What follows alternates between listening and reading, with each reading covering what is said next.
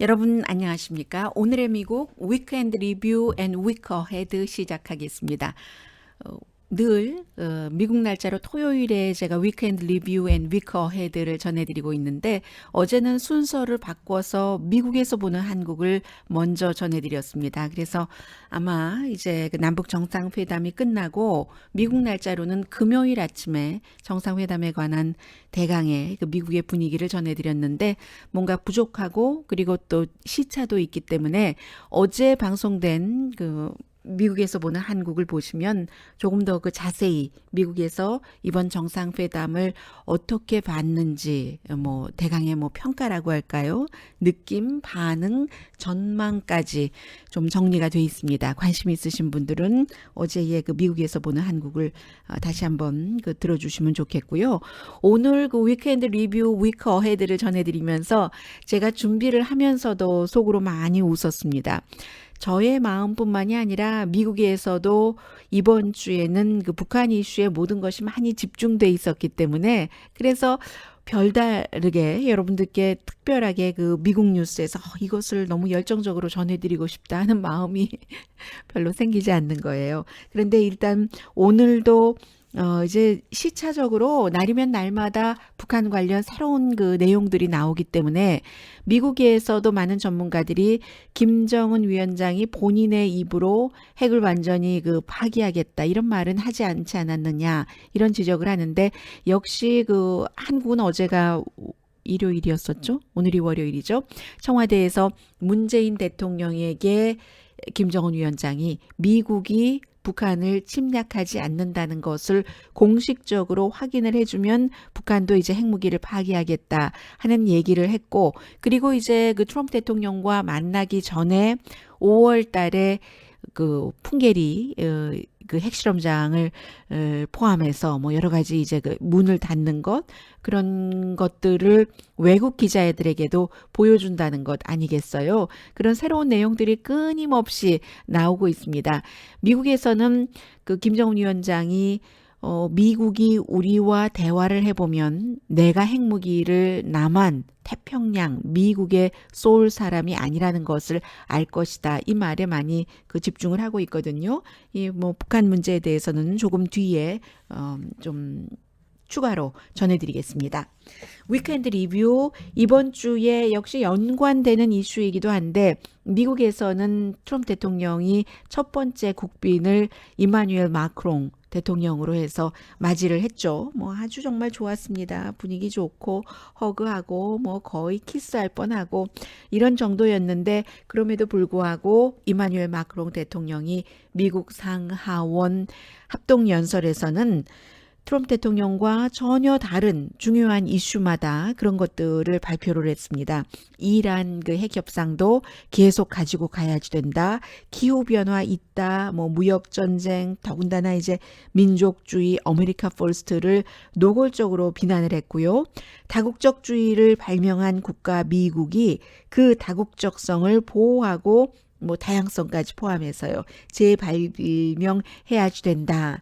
이제 이런 얘기를 했습니다. 그 이후에 트럼프 대통령이 경로했다더라. 이런 얘기는 안 들리던데요. 그리고 이제 이마누엘 마크롱 대통령이 갔는데 뭐 소프트한 뉴스를 그 전해드리자면은 사실은 그 미국의 멜라니아 트럼프 여사가 원래 그 남편이 대통령 되고 나서도 5개월 이상을 백악관에 들어가지 않았고 백악관에 들어가서도 뭐 뚜렷하게 그 퍼스트 레이디로서의 역할을 하지 않고 그런 것이 있었는데 이번에는 그 손님 맞이잖아요. 그 파티하는 손님을 맞이하고 하는 그런 부분에 대해서는 멜라니아 트럼프 여사가 이제 어떤 그 역할을 해서 처음으로 좀 확실한 그 퍼스트 레이디로서의 영향력을 보여줬다는 얘기도 있었고요. 손님을 예전에 그 부시 대통령이나 오바마 대통령은 한 350명 정도 국빈 만찬에 초대를 했는데 이번에는 150명 정도로 간소하게 했다 하면서 트럼프 대통령이 과거 대통령들이 뭐 쓸데없이 낭비만 하고 비난을 했는데 실제로는 백악관이 별로 초대할 사람이 없어서 또 초대받는 것을 좋아하지 않는 사람들도 많습니다. 트럼프 대통령 그 취임식 때도 노래를 불러줄 가수들이 별로 없었잖아요. 다 뭐 트럼프 대통령이 원하는 가수들은 뭐 유명한 가수들이고 그 정도의 유명한 가수들이 트럼프 대통령 그 취임식에 가길 싫어해서 그래서 이번에도 사실은 그 과거 행정부와는 좀 다른 그런 면도 좀 있었고요. 반면에 헨리 키신저라든가 또 그 루퍼트 머닥처럼 팍스의 CEO라든가 헨리 키신저는 뭐 설명이 필요 없고요. 계속 그 트럼프 대통령을 지지해오고 있는 이런 사람들은 초대가 됐습니다. 루퍼트 머덕은 처음에는 트럼프 대통령 지지하지 않았었어요. 선거 캠페인 도중에 나중에 이제 지지하고 그리고 뭐 대통령이 되고 나서는 백악관 아주 자주 가는 손님이죠. 에스티 라우더 화장품의 상속자도 초대를 받아서 갔고요. 다음 날은 금요일이었어요. 그러니까 한국에서 미국 날짜로 시차로 따지면 한국 그 정상회담이 있고 난 새벽이었었죠. 판문점 선언은 그 전날부터 시작을 해서 그날 저도 이제 그 정상회담을 전해드리느라고 이 내용을 뭐 스킵을 했죠. 안겔라 머르켈 독일 총리가 와서 트럼프 대통령에게 한 얘기도 똑같았습니다. 이제 안겔라 머르켈은 트럼프 대통령과 그다지 뭐 사이가 좋지 않았으니까요. 그런데 이슈는 이마누엘 마크롱 대통령과 똑같은 거죠. 이란 핵협상 파기하면 안 된다. 뭐 무역, 특히 이제 안겔라 마르켈 독일 총리와는 나토 분담금 얘기를 많이 했는데 트럼프 대통령이 캠페인 할 때부터 초지일관 미국이 뭐 GDP의 2%를 내고 있는데 유럽도 뭐 거기에 따라라 뭐 이런 등등이요. 그런데 이제 독일의 경우는 좀 특수성이 있죠. 독일은 본인들이 그 전범국이기 때문에 이처럼 어떤 그 전쟁에 관한 모든 행위 모든 그 비용 같은 것에 상당히 독일 법으로도 그렇고 또 그 독일의 정서도 그렇고 전쟁을 전제로 한 곳에 돈을 많이 쓸 수가 없는 게 독일입니다. 그래서 유럽에서 가장 부자면서도 분담금 같은 것을 전체 GDP의 아주 그 작은 부분만을 낼 수밖에 없는 거거든요. 그런 식으로 미국은 이제 미국이 그 원하고 러시아를 어떤 그 경계하고 하는 뜻에서 나토에서 너무 중요한 역할을 하고 있기 때문에 미국이 원하는 대로 이끌고 미국이 대신 돈을 많이 내요. 그것은 나토에서뿐만이 아니라 뭐 유엔이라든가 뭐 IMF라든가 여러 국제기구에서 미국이 그 돈을 지원하는 만큼의 영향력을 그동안 가져왔었던 거죠. 그런 뜻에서의 나토가 뭐 유럽과 미국에 대해서 그 돈 부분에 대해서는 좀 이제 그렇게 결정이 된다고 하면 이번에 트럼프 대통령은 바깥에서 돈 안 쓰겠다는 얘기고 뭐 여러분들 일들 뭐 할 수 있는 일들은 여러분들이 알아서 하세요. 우리는 우리만 좀 우선 잘 먹고 잘 사는 것을 하겠습니다. 더군다나 우리 그 러스트벨트 사람들이 너무 못 먹고 못 살기 때문에 거기에 좀 돈 쓰고 거기에 집중을 하겠어요 하는 게 이제 트럼프 대통령이고요. 그래서 안겔라 머르켈 독일 총리와 임마누엘 마크롱 프랑스 대통령이 이제 뭐 거의 오버랩돼서 대통령에게 똑같은 이슈를 유럽의 입장에서 얘기를 했는데 그 뒤에 어떻게 바뀔지는 모르겠습니다. 단지 지금 국무장관 인준을 받자마자 바로 이제 중동으로 가서 사우디아라비아에서 오늘도 그 마이크 폼페오 국무장관이 인터뷰를 하고 있는데요. 이란 딜은 트럼프 대통령이 지금처럼 지키지 않을 것 같다 하는 게 그 마이크 폼페오 국무장관, 자꾸 CIA 국장이라고 얘기하려고 해요. 가 얘기를 했습니다. 아직 결정하지는 않았다고는 하지만 지금 트럼프 대통령이 그 협상에 분명한 것은 현재의 조건대로 그대로 미국이 있지는 않을 것이다 하는 그런 것이고요. 그렇게 될 때 이제 뭐 계속 말씀드리지만 김정은 위원장이 어떻게 볼 것인가. 이제 그 이란 핵 협상을 미국이 딱 없던 일로 한다면 그게 이제 남아 있는 것이고요. 마이크 폼페오 국무장관이 어렵게 그 상원 인준을 받았어요. 이제 보통 국무장관을 인준할 때는 상원 전체 그 회의 그 투표도 중요하지만 외교관계위원회에서 아주 그 전폭적인 지지를 많이 해주고 있는데 이번에는 그다지 전폭적이지는 않고 오히려 외교관계위원회에서 그를 공식적으로 지지하지 않을 수도 있다 이렇게 우려했었는데 민주당 의원 몇 명, 무소속까지 4명, 1명 합세를 해서 외교위원회까지도 다 그 지원을 받는 국무장관이 됐습니다. 그 밖에는 이제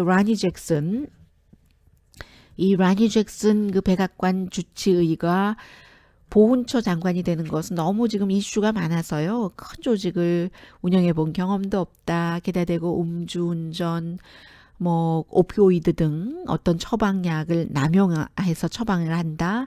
뭐 그 밖에도 뭐 여러 가지 그 일들이 있어서 어떨지 모르겠는데 트럼프 대통령은 어제 백악관에 그 출입 기자들 만찬이 있었는데 지난해에도 안 갔고 어제도 2년째 안 갔습니다. 대신 이제 워싱턴과 미시건에서 마치 그 캠페인 스타일의 이벤트를 했었는데 그 이벤트에서 라니 잭슨을 보훈처 장관으로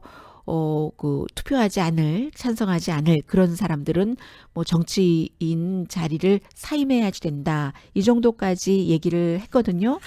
그래서 이제 그 청문회가 일단 시작이 되려다가 중단했는데, 좀 봐야지 될 것 같고요. 또 다른 그 청문회 관련해서는 지나 하스펠, CIA 현재는 부국장이고 국장 인준 청문회가 이제 곧 열릴 텐데, 군 관계자들 100명 이상이 이제 상원 의원들에게 편지를 보내서 지나 하스펠은 안 된다. 미국의 이제 대통령이 이 사람을 CIA 국장으로 지명을 하면서 CIA 역사상 최초의 여성 국장이 될 것 같다라고 얘기를 했는데 최초의 여성도 좋고 역사도 좋지만 최초로 9.11 사건이 있은 이후에 미국이 아닌 다른 나라에서 이제 어떤 그 뭐 알카이다 요원이라든가 이런 그 용의자들을 고문을 하고 미국에서 할 수가 없으니까 다른 나라의 그 고문처를 만들어서요. 뭐 말레이시아 이런 곳에 고문을 하고 그 증거를 비디오로 다 남겨야지 되니까 그걸 또 다 없애버리라고 지시를 했는데 어떻게 이런 사람이 미국의 그 정보국의 최고 그 헤드 국장이 되느냐 해서 군 관계자들이 안 된다 하는 편지를 그 보냈거든요. 그래서 이제 상원 청문회가 쉽지는 않을 것 같고요. 전에 그 오바마 행정부에서는 지나 그 하스펠은 아니었지만 다른 사람이 역시 9.11 사태 이후에 고문하는 것에 연관이 됐다 해서 이제 뭐 중요하게 자리 올라가는 것을 스스로 사양하기도 하고 했습니다. 그런데 지나 하스펠은 뭐 사양하는지는 않고요. 지금 청문회를 곧 받게 될 것 같습니다. 자, 그리고 이제 어제 그 대통령이 그 어떤 그 캠페인 스타일의 연설에서 아직도 트럼프 대통령을 지지하는 사람들은 트럼프 대통령에 대한 지지도가 굉장히 높아요. 그래서 어제 그 노스코리아에 대해서도 얘기를 했거든요. 아주 뭐 희망적이다 이런 얘기를 하고 GOP가 그 공화당이 의회를 더 많이 장악을 해야지만 내가 일을 잘할 수 있다. 제임스 코미 연방수사국장은 거짓말장이다. 벽은 계속 그 멕시코와의 사이에 쌓아야지 되고 멕시코가 돈 다 지불할 것이다. 좀 비현실적인 얘기도 많이 했어요. 그러면서 노스코리아에 대해서는 여전히 그 희망적인 남북 그 정상회담 이후에 보여주고 있는 그 태도를 그대로 유지하고 있습니다. 이 내용을 얘기할 때 그 듣던 그 청중들이 노벨 많이 얘기를 했거든요. 미국에서 이제 얼마 전부터 미국에서도 한국에서 먼저 시작된 노벨상 뭐 이런 문제가 이제는 미국의 일부 사람들이 얘기를 했고 또 그 금요일에는 린지 그레함 사우스캐롤라이나가 지역구인 상원 의원이 말하더니 관중하게까지 간 거예요. 왜냐하면 팍스가 계속 그 얘기를 하고 있거든요. 그 트럼프 대통령 노벨상 받을 만하다. 그것도 항상 팍스는 오바마와 비교를 하죠. 오바마보다 훨씬 노벨상 받을 자격이 있지 하고 얘기를 하니까 또 트럼프 대통령의 지지자들 가운데서 상당수의 사람들이 팍스만 보거든요. 그리고 트럼프 대통령의 지지자들이 나이 많은 사람들이 많기 때문에 팍스 시청자들의 평균 나이가 60세가 넘거든요. 68세라고 하든가 하던가요? 63세라고 하던가요? 그러니까 팍스 뉴스를 보고 이제 금방 또 다 파악이 된 겁니다. 그래서 노스코리아에 대해서 희망을 얘기할 때 노벨 노벨 노벨 하고 얘기를 했고, 미국에서는 이 부분에 대해서는 문재인 대통령이 노벨 평화상을 받을 자격이 더 있다라고 생각하는 게 아직은 조금 더 많은 것 같아요. 그러나 분명히 이 트럼프 대통령이 여기까지 오게 하는데 큰 역할을 했다는 얘기는 하고요. 심지어는 그 트럼프 대통령을 싫어하는 니콜라스 크리스토프 씨 같은 뉴욕타임스의 컬럼니스트도 트럼프 대통령이 아주 그 좋은 역할을 했다. 문재인 대통령이 자꾸만 그 트럼프 대통령이 fire and fury 그리고 뭐 북한을 다 없애버릴 수도 있다고 얘기를 하니까 이거 너무 큰일 났다 하면서 문재인 대통령이 조금 더 서둘러서 신중하게 남북 정상회담까지도 이끌어냈고 했다는. 그러나 니콜라스 크리스토프 씨는 결국은 이 문제는 뭐 누구나 다 알고 있는 것처럼 미국과 북한 지도자가 만나야지만 좀 매듭이 지어지는 건데 핵 동결을 위한 동결을 하지 않겠는가 이렇게 예상을 했습니다. 네, 마이클 코엔 미국의 대통령의 개인 변호사, 이 사람과 션 해니티와의 관계, 어쩜 이렇게 이 모든 뉴스들이 지금 그 문재인 대통령과 김정은 위원장이 만난 이후에는 아주 오래전에 일어났었던 일 같아요. 그리고 중요한 일인데도 그 중요도가 더 큰 뉴스 앞에서 작아지는 것처럼 그런 좀 아련한 느낌이 들거든요. 그런데 이제 항상 그 미국 뉴스를 팔로우업을 하려면은 뭐든지 그 빼면 안 되니까. 네, 마이클 코엔 이 그 대통령의 개인 변호사가 얼마 전에 결국은 그 특별검사가 주도를 해서 FBI가 영장을 가지고 그 사람의 그 모든 그 자료 같은 상당수의 뭐 사업에 연관된 것도 압류를 해나갔잖아요. 그런데 알고 보니까 이 마이클 코엔을 자신의 쇼에 아주 자주 출연을 시켜서 트럼프 대통령 띄우기 하고 다른 측 비난하고 했었던 팍스의 대스타인 션 해니티가 마이클 코엔과 이런저런 관계가 있다 하더니 결국은 알고 봤더니 션 해니티가 뭐 부동산 관련 본인이 이제 그런 그 조언을 받았다고 했잖아요. 지난 10년 동안 7개 주에서 870채의 집을 적어도 뭐 9천만 달러 이상 들여서 사서 그것도 소유주를 숨기고 이제 쉘 컴퍼니라고 하잖아요. 명의만 그 명의를 뭐 예를 들어서 션 해니티 아이들의 이름 이니셜을 따서 그렇게 해가지고 누가 소유주인지 모르게 해서 이제 그런 집들을 870채나 사서 돈을 그동안 많이 벌고 있는데 그런 얘기 이제 쏙 뺀 거예요. 마이클 코엔한테 뭐 조언도 받고 했겠죠. 그런데 션 해니티라는 사람은 본인은 방송에서 포크로저에 대해서 비난을 하고 이제 돈 못 내서 집 뺏기고 하는 뭐 그런 것들이요. 너무 포크로저가 많다 뭐 비난하고 하면서 본인은 그런 집들을 주로 싹 사들인 거예요. 그것도 주택국의 도움을 받아서 포크로저 비율이 높다고 비난하면서 주택국의 도움을 받아서 돈으로요. 포크로저 주택들을 잔뜩 사가지고 렌트 주고 돈을 엄청 벌고 있는 사람이 션 해니티입니다. 조지아주에서는 20개 이상의 쉘 컴퍼니를 가지고 뭐 집을 샀고요. 그밖에 뭐 뉴욕, 알라바마, 플로리다, 노스캐롤라이나, 텍사스 뭐 이런 등등에서 샀는데 그리고 이제 다시 또 주택국에서 또 아주 크게 그 혜택을 받고 그 융자를 하고 그 주택부 장관이 벤 칼슨이라고 주택에 대해서 본인의 집 한 채 있는 것 이외에는 모르는 사람이었잖아요. 시암 쌍둥이 처음으로 수술한 사람. 이 벤 칼슨도 션 해니티 쇼에 자주 출연을 했었어요. 그래서 오바마 행정부 당시에 뭐 포크로저 비율이 너무 높았다 이런 비난을 많이 했는데 본인은 그 다 혜택을 받을 수 있는 거 혜택을 받고 그리고 내년부터는 이렇게 포크로저로 완전히 껌값에 산 집을 콘도미니움으로 아파트가 아닌 아파트를 콘도미니움으로 바꿔서 팔 수 있게 된 겁니다. 돈 굉장히 많이 벌게 됐어요. 션 해니티는 이런 것. 그러니까 뉴스를 하는 사람의 겉과 속, 앞과 뒷모습을 볼 수 있는 그런 케이스도 많은 사람들이 관심을 갖고 있었고요. 또 하나는 트럼프 대통령이 2013년도에 뭐 뭐 러시아에서 러시아 그 매춘부들에게 오바마 대통령 부부가 묵었던 그 침대 위에서 뭐 서로 소변을 봐라 이런 것을 지시했다 뭐 이런 것이 확인되진 않은 거예요. 영국의 정보부에서 오래 일했던 사람이 이제 그 했었던 그 러시아 다스에 대해서 트럼프 대통령 그럴 리가 없다. 트럼프 대통령이 제임스 코미 연방 전 본인이 해고한 수사국장에게 한 얘기에 따르면 수사국장 말이에요.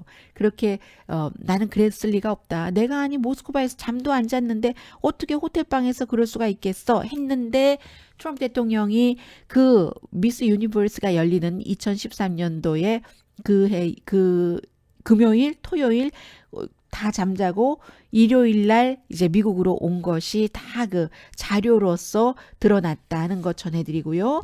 그리고 역시 뭐 다 그 밖에는 전부 이번 주에 미국의 그 위크엔드 리뷰는 정말로 뭐 북한에 관한 얘기예요. 그래서 뭐 회담은 있었어도 디테일은 없다. 그러면 어느 쪽에서는 그래도 뭐 디테일이 있을 수가 없는 게 당연하지 않는가. 트럼프 대통령이 좋아하겠는가. 그리고 한국은 뭐 휴전 협정한 당사국도 아닌데 미국과 북한이 알아서 할 일이지. 나중에 중국이 또 개입돼야지 되고 이런 얘기를 하고 그러면 어떤 사람들은 트럼프 대통령이 지금 하고 있는 모든 걸 다 이 순간에 포기를 해라.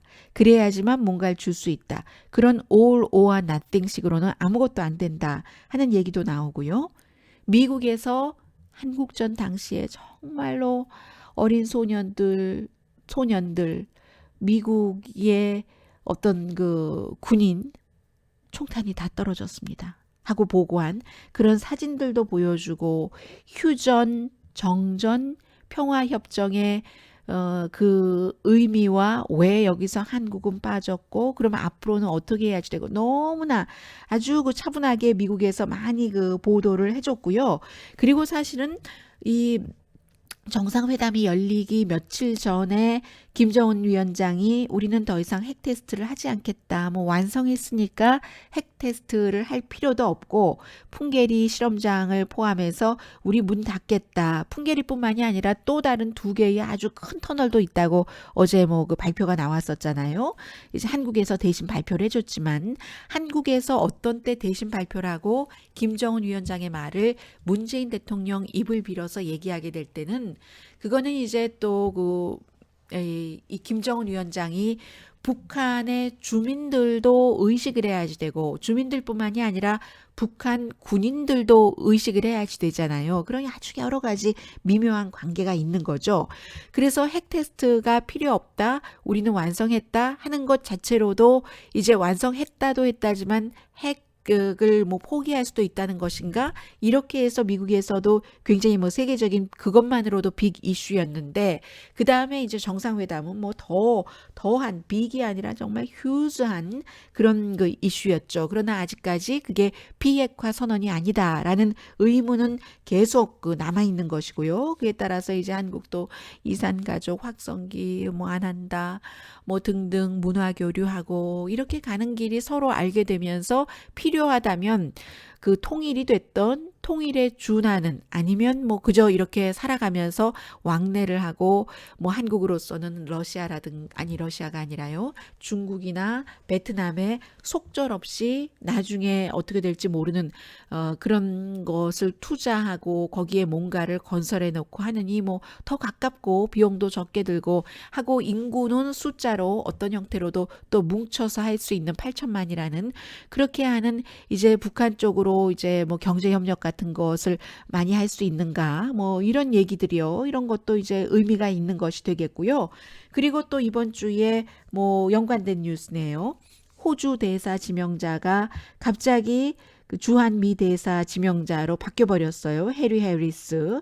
이 사람이 일본에서 1956년도에 태어나서 아버지가 이제 미군 해군으로 일본에서 복무하고 있었고 어머니가 일본인인데 마이크 폼페오 국무장관이 강하게 그 지지를 해서 이 사람이 이제 주한미 대사가 인준청문회를 거쳐야지 되겠죠. 아버지도 해군, 본인도 해군, 뭐 아시안으로서는 처음으로 이제 태평양 사령관도 됐고 굉장히 일본 이슈에 가까이 다가가서 일을 했었던 사람입니다. 그래서 이제 일본 행사에도 많이 가서 연설도 했고 그렇기 때문에 이제 중국이 그 싫어하기도 하고요. 하는 그 해리 해리스 특별한 문제가 없으면은 이 해리 해리스의 주한미 대사로서의 뭐 인준은 뭐 되지 않을까 생각이 들고요. 그리고 또 그 미국에서 월스트리트저널이 이번 주에 임종석 청와대 비서실장에 대해서 두 번이나 얘기를 했습니다. 한 번은 정상회담 하기 전에 또 한 번은 그 이후에 잠깐 그 문재인 대통령을 비난하면서 임종석 비서실장을 상기시켰는데 처음에 그 월스트리트저널이 아주 깊은 심도 있는 기사에서 임종석 비서실장이 과거에는 학생운동을 하다가 또 그 임수경 씨를 평양에 보냈고 김일성 주석을 당시에 만나게 되고 그런저런 일로서 또 그 미국이 지지하는 군사 정권에 반대를 하는 학생운동을 숨어 다니면서 했잖아요. 결국은 3년 반 감옥살이를 했는데 비서실장이 된 이후에는 좀 중도 실용주의자가 됐고 남북 긴장을 푸는데 최선을 다한다는 게 이제 여러 사람들의 증언이다. 그때의 임종석과 학생 때의 지금의 임종석은 다르다. 30년 전에 그런 얘기를 한 사람도 있고요. 그리고 이제 하태경 의원 같은 경우는 지금은 이제 바른미래당의 의원이지만 뭐 본인이 보수의 아주 이상적인 보수의 대변인이 되고 싶어 하지만 과거에는 학생운동을 했었던 사람이잖아요. 그래서 월스트리트저널과 인터뷰에서 임종석을 언론에서 자꾸 북한에 대해서 참 제가 뭐 종북이다 이런 표현을 하고 싶지 않아서 표현을 안 하려고 하는데요. 뭐 예를 들어 그런 그 형태로 그 과거에 그랬다고 보도를 하는데 정말 그런 거 듣는 게 지겹다. 임종석은 한 번도 북한에 대해서 동조한 적이 없다. 이렇게 하태경 의원의 인터뷰도 월스트리트저널이 실었는데 월스트리트저널은 결국은 마지막에는 그런데 믿을 수 없다 하는 그런 얘기와 또 그 임종석 비서실장이 과거에 2005년까지 적어도 북한의 뭐 예를 들어서 중앙방송 그 텔레비전의 무엇이라든가 여러 가지 그 저작권 보호법 같은 것도 북한도 국제사회의 기준을 지키기 때문에 남북 경제문화협력재단을 통해서 임종석 씨가 적어도 2005년까지는 그것을 관리를 했다는 내용을 강조를 했고요. 이번에도 마찬가지로 월스트리트저널은 남북 정상회담 이후에도 문재인 대통령이 이 김정은을 더 많이 푸시할 수 있는데도 푸시하지 않았다고 얘기를 하고 있거든요. 비핵화에 대해서도 더 푸시를 했어야지 되고 그리고 또 하나가 뭐죠? 아무튼 뭐에 대해서도 그랬어야지 된다 하고 얘기를 하면서 임종석 씨 이 얘기 좀 전에 그 저작권 비서실장 이 저작권을 그 북한의 뭐 대리인으로 일했다 하는 얘기를 또 했어요. 그래서 월스트리트저널은 결코 그 한국의 그 남북 정상회담이라든가 북미 정상회담이 평화로 가는 것에 대해서 상당히 뭐 긍정적인 시각을 보이지 않고 있고요. 그래서 이번에 그 사설에서도 뭐 잘못만 하면 문재인 대통령이에요. 잘못만 하면이 아니라 미래에 잘못될 일이 있으면 그것은 문재인 대통령이 잘못해서이다. 이렇게 단서를 달고 사설을 실었어요. 그래서 문재인 대통령이 이번 정상회담에서 김정은을 마구 푸시하지 않은 게 도널드 트럼프 대통령이 과거 빌 클린턴이나 조지 부시 대통령처럼 북한과의 회담에서 실패할 수도 있도록 그게 이제 만약에 그렇게 이번에도 실패라면 문재인 대통령이 그렇게 했기 때문이다. 이런 사설을 실은 신문이 월스트리트저널입니다. 어제 그 미국에서 보는 한국 시간을 들어보시면 자세히 나와 있고요. 또 미국에서 이제 왜 삼성이 베트남에서 가장 큰 회사인가 하는 것도 전했어요. 이건 미국에서 전한 건 아니네요. 빼도 되겠네요. 이코노미스트였습니다. 지난번에는 블룸버그가 전했는데 결국은 중국과는 달리 베트남이 외국 회사를 받아들이고 삼성도 국내 포화 상태고 인건비도 비싸고 하니까 중국도 비싸고 하니까 베트남 쪽으로 이제 가는 거잖아요. 그래서 베트남이 노동 인구도 젊고 중국보다 평균 나이가 7살 어리다고 하잖아요. 그래서 싼 값에 물건을 만들 수 있기 때문에 애플보다 삼성폰이 싸게 만들어질 수가 있다. 이런 얘기였는데요. 또 미국에서 대한항공의 조현민 전무 그 사건도 보도를 했습니다. 따라서 이제 조연아 씨 얘기도 다시 상기를 시켰고요. 그로 인해서 이제 아버지가 조양호 회장이 전문 경영인을 들이겠다, 이 두 사람을 관리직에서 빼겠다 하는 내용들도 다 전하면서 여기서 이제 선진국이냐 아니냐가 나오는데 그 형태상으로만으로다도요. 한국의 그 부자 가족들은 기업 운영을 봉건 영주처럼 한다. 그 밖에도 뭐 부패 스캔들 굉장히 많다는 것까지 쭉 보도가 됐습니다. 자, 여기까지가 이제 위크엔드 리뷰였고요. 위크 어헤드도 당연히 다음 주에 상당 부분의 그 중요한 뉴스가 북한 관련일 것이라고 생각이 됩니다. 이제는 왜냐하면 그 트럼프 대통령이 싱가포르 아니면 몽골이다라고 얘기를 했고 마이크 폼페오 국무장관이 지금 사우디아라비아에 있는데 오늘 아침에 사우디아라비아에서 위성으로 인터뷰를 하는데요. 그곳에 갔으면 그곳의 목표를 많이 물어봐야지 되는데 북한 문제를 물어보는 거예요. 이 앵커가 이 그 문재인 대통령과 김정은 위원장의 정상회담이 트럼프 대통령과의 만남의 그 스테이지를 만들었다. 이제 이런 얘기를 하고 있고 본인도 이제 여러 가지 뒤에서 일을 하고 있겠죠. 믿을만한가? 김정은의 말을 이런 얘기 그 질문을 받고 나서 우리 지금 미국은 그 북미 그 미북 그 정상회담을 준비하면서 눈을 아주 크게 뜨고 있습니다. 우리도 다 그 역사를 알고 뭐 몇 번 실패했던 것 그리고 위험도 알고 그렇기 때문에 지금까지와는 전혀 다른 방식의 접근을 할 겁니다. 이게 이제 그 마이크 폼페오 국무장관의 얘기니까 다음 주에 뭐 이스라엘까지 들러서 다 일 보고 돌아오면은 뭔가 얘기가 또 나오겠죠.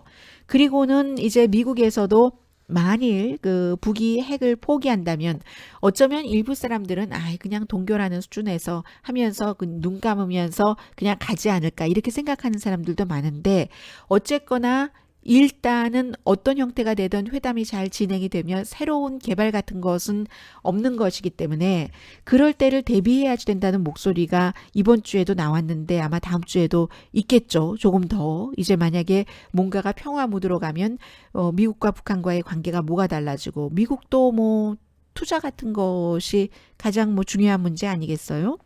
지금 김정은 위원장이 가장 그 원하고 있는 것이 그런 경제 부분이기 때문에 그래서 이제 미국에서는 공화당, 민주당 할 것 없이 뭐 샘런이라든가 뭐 리처드 루거라든가 이런 의원들은 과거 구소련이 붕괴됐을 때 그 핵 기술 과학자들을 그 기술을 어떠한 그 나쁜 국가들에게 미국의 입장에서요 팔지 않게 하기 위해서 여러 가지 일들을 했는데 벨라루스, 뭐 카자흐스탄, 우크라이나 이런데 이제 핵시설도 많이 없애고 했잖아요.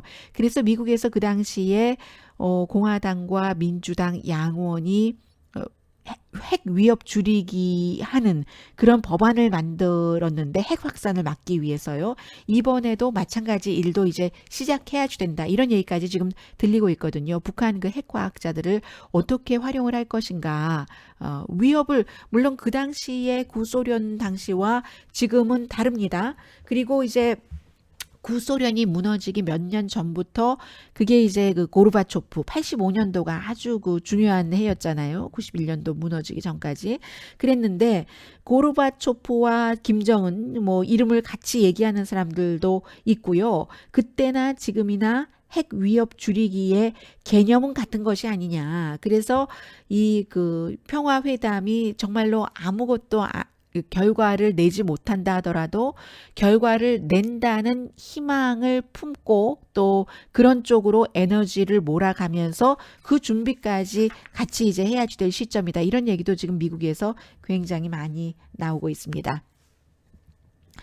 네, 그리고 이제 다음 주에 미국에서는 당장 월요일부터 뭐 캐러반 얘기를 많이 듣게 될 텐데요. 저쪽 그 남미, 온두라스, 과테말라, 살바도리안들이 이제 멕시코를 넘어서 드디어 미국 국경까지 왔습니다. 지난번에 대통령이 그런 얘기 했었잖아요. 수천 명이 지금 미국으로 막 몰려오고 있는데 너무 위험하다. 지금 400명이 이 국경까지 왔어요. 미국 국경까지 왔습니다. 몇천 명이 아니라 400명이 왔는데 이 400명 가운데서 가장 그 멕시코와 미국의 가까운 국경은 이제 샌디에고잖아요. 캘리포니아주에. 그래서 이 샌디에고 쪽에서 미국에 우리 망명해 주세요. 우리나라에서 먹고 살 것도 없고 너무나 깽단이 정말 우리를 힘들게 하고 이 아이를 보세요. 뭐 이렇게 할 것인가? 난민 신청을 할 것인가? 아니면 멕시코에 그냥 머물 것인가? 이 400명이 이제 결정을 해야지 될 텐데 이 얘기를 가지고도 지난주에도 그 팍스뉴스는 굉장히 위험하다 보도를 많이 했었고요. 미국에서는 보통 이런 케이스의 망명을 받아들이지 않거든요. 이 캐러반이라는 것은 아주 오래 연례 행사예요. 그쪽 남미 쪽 사람들이 아주 그 살기 힘든 그 여러 가지 이유에 따라서 그나마 멕시코가 나으니까 몇 개월 동안 어떤 그 비영리 단체의 도움을 받아서 계속 북으로 걸어 올라오는 겁니다. 그래서 지금 미국까지 왔으니까 어떻게 될지 모르겠는데 이 문제에 큰 책임을 맡고 있는 미국의 제프 세션스 법무장관이 뭐 여기에는 뭐 굉장히 가혹한 태도를 취하고 있기 때문에요. 트럼프 대통령도 그렇고 난민 당연히 받아들이지 않겠죠. 법 질서와 법 시스템을 무시하는 행위다. 이렇게 얘기를 하고 있습니다. 그리고 지금 미국 행정부가 거의 이민에 대해서는 그런 생각을 갖고 있기 때문에 국무부 장관인 마이크 폼페오도 마찬가지예요. 뭐 무슬림에 대해서 굉장히 그 적대적이고 그런 그 캠페인을 해서 처음에 하원 의원에 당선이 됐었던 사람이고요. 존 볼튼도 그래요. 존 볼튼 국가안보보좌관도 아주 비영리 그룹인데 이민에 관해서 가짜 뉴스도 많이 퍼뜨리고 이민에 반대하면서 그런 그 조직이 있었습니다. 그 조직에서 그 게이트스톤 인스티튜트라는 그런 비영리 그룹에 이 존 볼튼 국가안보보좌관이 어떤 어드바이저, 아주 중요한 어드바이저로 활동을 했거든요. 개인적으로 무슨 글을 쓴다던가 하는 것은 안 했지만 이 게이트스톤 인스티튜트라는 곳이 이민에 관한 가짜 뉴스를 두려움으로 많이 퍼뜨리는 그런 글을 많이 발표를 했었던 그런 곳인데 그런 곳에서 어드바이저도 그 존 볼튼도 했었습니다. 그리고 뭐 여전히 그 다음 주에도 저는 그 이번 주에 뭐 거의 보도하지 못했습니다만은 러시아 그 스캔들은 이어질 겁니다. FBI가요. 트럼프 대통령도 알고 푸틴 대통령도 아는 러시아의 뭐 일종의 무슨 뭐 무술 선수인가 뭐 무술인 것 같아요. 그런 퓨전 무술 같은요. 그 선수 페도 에멜리안코라는 러시안이에요. 이 사람이 아마 그 뭐 시합하기 위해서 미국에 머물렀었는가 보죠.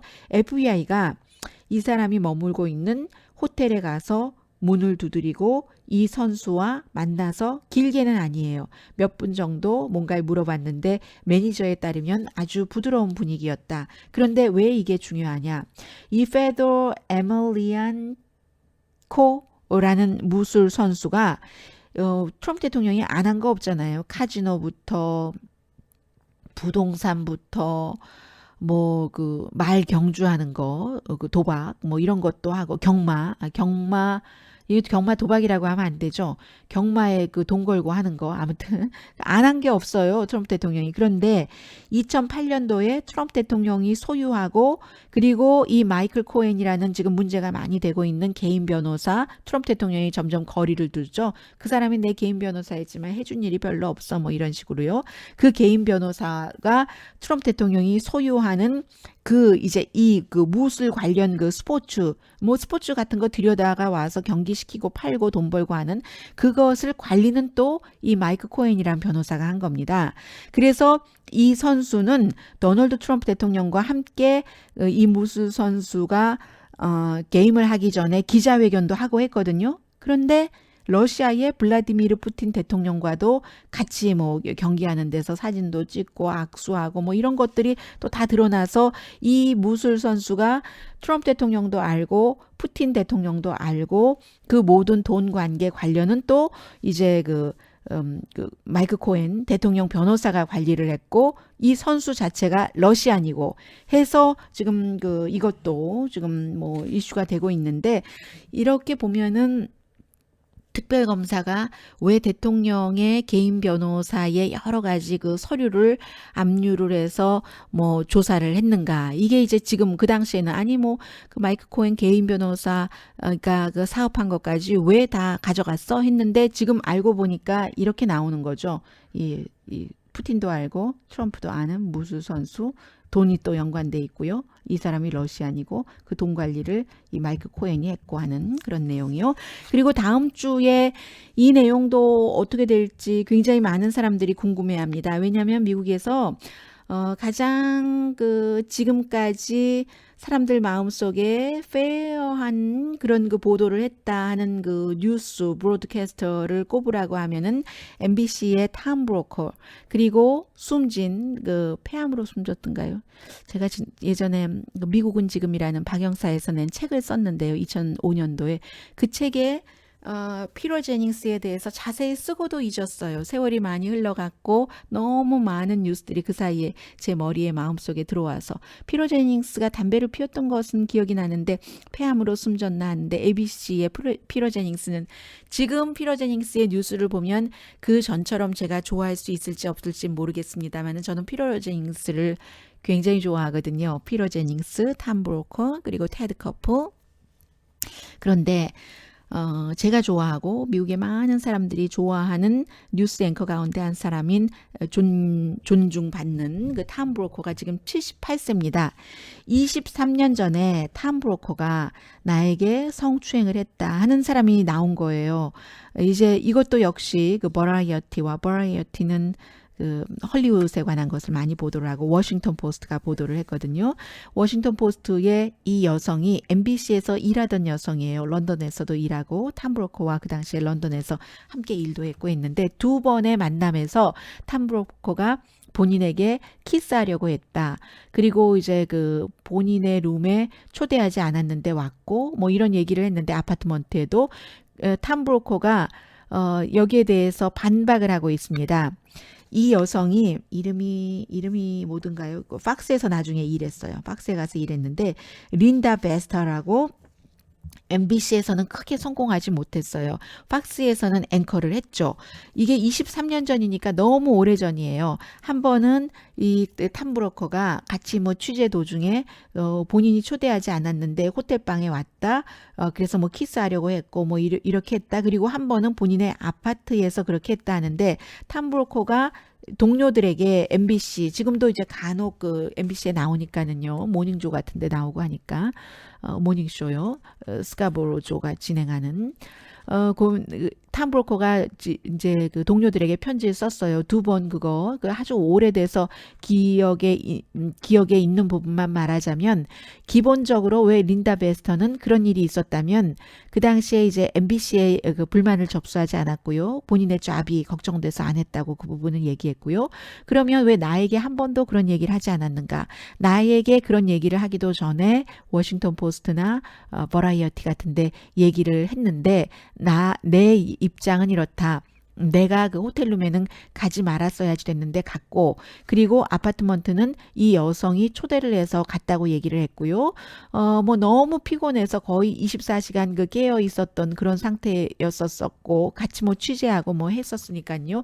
그랬으니까 그랬던 것이고 이 여성은 지금 54살이니까 나이 차이는 많이 나네요. 54살로 기억되는데요. 탐 브로커 78세고 그래서 이제 너무 피곤해서 일어서서 나오는데 그 키스라고 하는 것은 볼에다가 그냥 살짝 그 굿바이 키스 그냥 흔한 굿바이 키스 그래서 본인의 기억으로는 그게 문 앞에서였었던 것 같다 이런 얘기를 하고요. 그리고 이런 이후에 MBC의 전현직 그 여자 앵커들 뭐 저널리스트들이 60명이 탐 브로커는 언제나 우리에게 아주 여성들에게 페어하고 신사적으로 대했었다 하는 성명을 냈거든요. 그 성명을 쓴 사람 가운데서 레이첼 매도우가 지금 MSNBC에서 자신의 쇼를 갖고 있는데 팍스를 보는 사람들은 팍스만 보기 때문에 팍스의 시청률이 굉장히 높잖아요. 그리고 아무래도 보수 매체가 진보 매체보다 적기 때문에 보수 성향을 가진 사람들이 팍스를 다 보니까 팍스가 굉장히 지금 뭐 과거에는 처음 시작한 CNN이 시청률이 높았다가 지금은 뭐 팍스의 시청률을 CNN이 따라가지 못합니다. 그런데 그 사이에서도 후발주자인 MSNBC의 또 후발주자예요. 레이첼 매도우가 앵커 데스크에 앉은 지는 몇 년 되지 않거든요. 이 레이첼 매도우가 이 션 해니티, 팍스의 션 해니티조차도 가끔 누릅니다. 그 시청률에 있어서 이 레이첼 매도우라든가 또 안드레아 미첼 같은 사람. 안드레아 미첼은 알란 그린스펀 전 연방준비제도 이사의 와이프죠. 지금 MBC에서 일하고 있습니다. 안드레아 미첼도 탐 브로커는 그럴 사람이 아니다. 우리에게 굉장히 공정했다는 성명서를 발표했는데 다음 주에도 이런 얘기가 미국에서 계속 이어질 겁니다. 한국은 요즘 미투가 조금 수그러들었다면서요. 미국은 좀 길게 가는 편이에요. 길게 죽지 않고 가는데 이제는 미투가 U2가 됐다. 이렇게 표현들을 하고 있습니다. 자, 위크엔드 리뷰 앤 위크 어헤드 여기서 마치고요. 저는 내일 아침 미국 날짜로는 월요일 아침 9시, 한국 날짜로는 월요일 새벽이 되나요? 새벽 1시인가요? 1시인가요? 1시면 9시인가요? 네. 오늘의 미국 정규 방송 시간에 뵙겠습니다. 강혜신이었습니다.